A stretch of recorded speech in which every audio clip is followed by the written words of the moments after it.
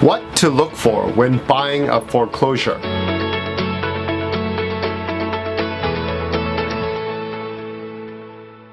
Today, I'm going to share a topic I talk about in my book, the book on Vancouver real estate.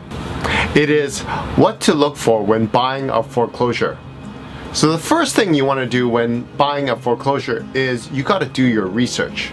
You got to do your due diligence. What are the things you got to look for? What's the zoning of the property? What's the reason behind the foreclosure? Are there any stigmas attached to this foreclosure? What's the community plan surrounding this property? Have you Googled this property? Perhaps it's associated with certain stigmas, like there was a crime that took place in the property. Maybe there was a murder.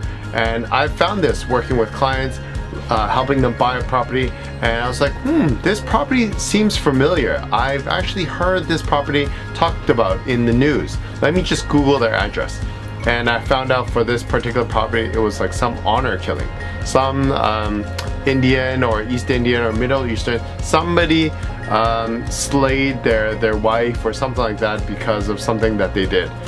And I was like, okay, I think my buyer would probably like to know that, wouldn't you? The number two thing I talk about when looking for a foreclosure is you gotta make sure you have the financing in place. So depending on where you are in the world, in Vancouver, the financing for a foreclosure is a little bit difficult.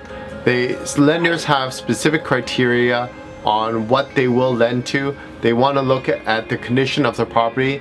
They wanna see if there's any associated stigmas.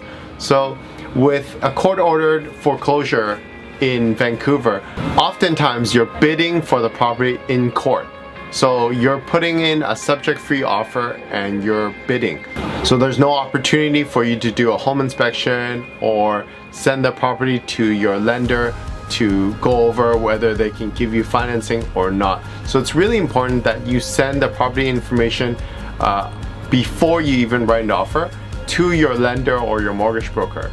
And also talk to your mortgage broker regarding what your financial situation is. Can you write a subject-free offer?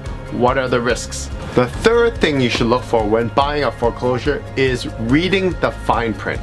Oftentimes when buying a foreclosure, you have something what's called a Schedule A, which basically says the bank that's selling this foreclosure is not guaranteeing anything. There is no guarantee, no warranties. So you might want to be aware that when you buy this property, there are no guarantees. You could buy this property only to find out that when you get the keys and you open the door, the flooring has been removed or a toilet fixture has been removed, lighting, doors, moldings, all have been removed because the banks guarantee nothing. And the foreclosure, the owner or the tenant may have jacked up a bunch of stuff and they just took off. So it's imperative that you read the fine print when buying a foreclosure. There often are no guarantees. Number 4, you don't pay market value for a foreclosure. What do you mean by market value?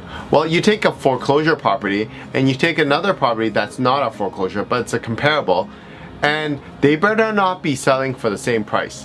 Why? You are taking a risk when you're buying a foreclosure. Oftentimes, if you're not the first buyer, you're not able to get a home inspection done. You don't have that due diligence period so that you can make sure you can get financing and lenders are willing to lend on this particular property. So why would you pay the same as a non-foreclosure if you're taking the risk? So speak with a professional realtor about how much you should be paying for this foreclosure. You shouldn't be paying market value for the property. Last but not least, don't assume that all court-ordered sales or all foreclosures are great deals. Because, like I said, you don't want to be paying market value for a property that potentially could be missing doors, toilets, flooring, may require a lot of work in renovations. You don't want to be paying market value for a property like that. So you want to be paying below market value. But what happens in court is oftentimes there are multiple buyers and they all submit bids and you get into a bidding war frenzy. And you have to know what that property is worth and what you are willing to pay, so you don't get caught up and pay market value or even above market value for this property. I've seen multiple court-ordered sales or foreclosures selling for below market value, and I've seen many court-ordered sales selling for market value. I rarely see court-ordered sales or foreclosures selling above market value, but you get the point. I actually cover more steps and details about the process of buying a foreclosure and a court-ordered sale in my book, the book on Vancouver real estate. You can get a copy on my website in the description below, www.garywongrealty.com.